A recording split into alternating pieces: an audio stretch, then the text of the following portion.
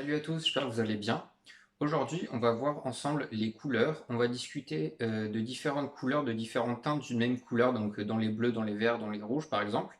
On va comparer ensemble tous les différents tubes de peinture qu'on peut trouver et en fait essayer de voir lequel appliquer dans quel cas et arriver un petit peu à décrypter tout ce qu'il y a d'obscur autour de toutes les couleurs avec des noms bizarres pour voir ce qui est utile de comprendre sur les couleurs, comment les connaître et après comment les utiliser dans ces peintures.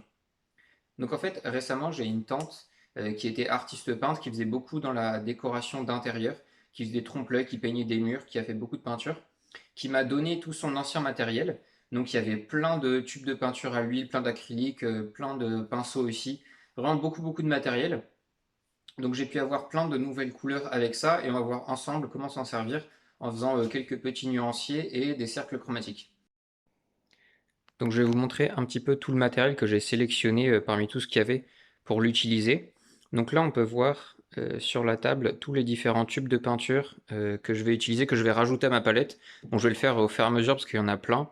Donc là il y a quelques bleus différents, du vert, différentes teintes de rouge, du jaune, des terres naturelles, et puis du blanc parce que c'est toujours utile. Là il y a les tubes dont je me sers habituellement.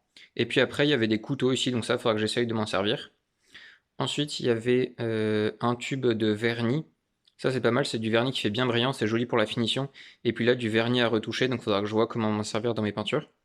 Et ensuite, là, j'ai complété un petit peu ma collection de pinceaux avec des nouveaux pinceaux biseautés, des nouveaux pinceaux fins, des pinceaux usés bombés. Voilà, pas mal de trucs. C'est pas forcément utile d'en avoir autant, mais c'est toujours sympa pour explorer un petit peu plus. Et ensuite, là, il y a une jolie palette qu'elle avait pour quand elle faisait de la peinture. Plein de couleurs, je trouve ça assez joli. Donc aujourd'hui, on va travailler sur des petits cercles chromatiques, on va faire là-dessus. Ça, c'était des pièces qui étaient à l'intérieur de mon ancien chevalet. Vous voyez là, c'est la pièce juste ici. Voilà ce qu'il y avait en plus. Donc je les ai peintes en blanc. Je les ai préparé à la peinture acrylique et on va faire des petits nuanciers ici. On va essayer de faire plusieurs couleurs. On va peut-être en faire un bleu, un rouge et puis un jaune, ça pourrait être sympa. Et puis ensuite, là, j'ai préparé une autre planche juste là pour pouvoir faire un grand nuancier avec pour le coup là tout l'arc-en-ciel, tous les tons de terre, de blanc, de noir que je peux avoir.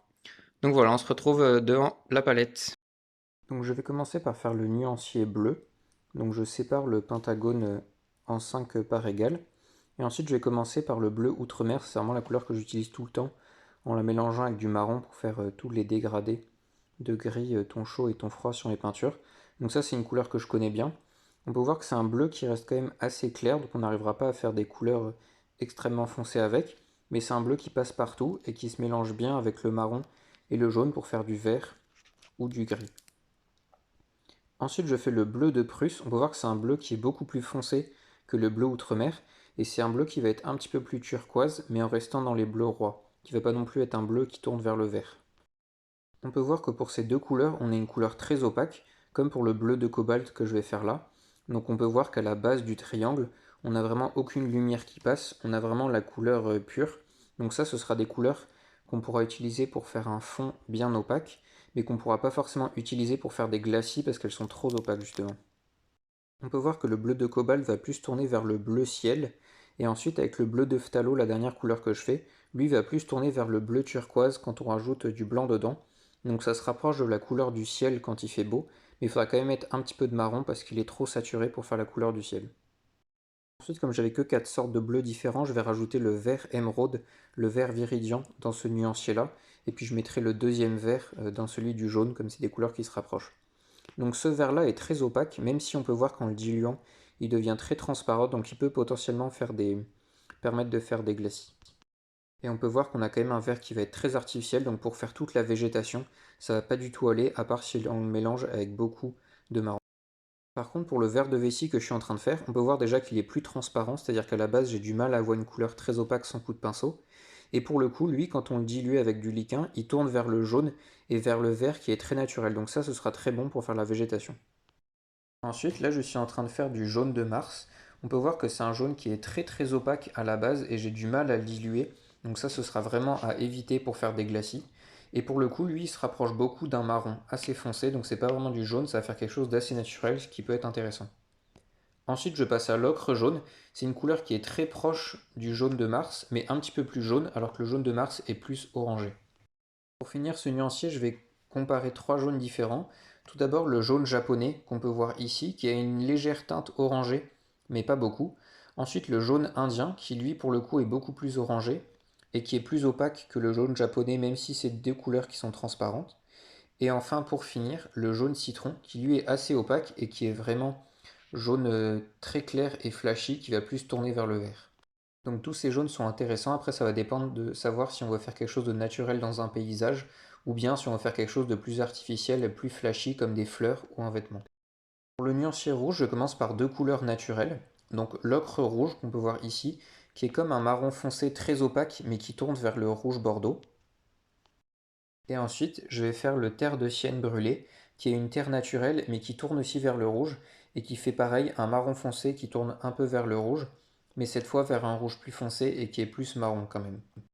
Donc ces deux couleurs vont être très utiles en paysage pour faire quelque chose qui reste naturel mais qui ait une teinte rouge pour vraiment avoir les trois couleurs primaires dans un paysage alors que souvent on va avoir du vert avec la végétation, du bleu avec le ciel et puis le reste sera assez gris, on n'a pas vraiment d'occasion de mettre du rouge mais avec ces couleurs naturelles on peut facilement l'intégrer dedans. Ensuite je passe à une couleur transparente qui est de la laque cramoisi fixe. Je vais la comparer avec la couleur cramoisi tout court. En fait ça va être exactement les mêmes mais l'une est un petit peu plus foncée que l'autre et plus opaque. Donc voilà, c'est à peu près les mêmes peintures. Là, c'est la laque cramoisi tout court que je mets, alors que la première, c'était la fixe. Donc là, entre ces deux couleurs, il y a vraiment très peu de différence.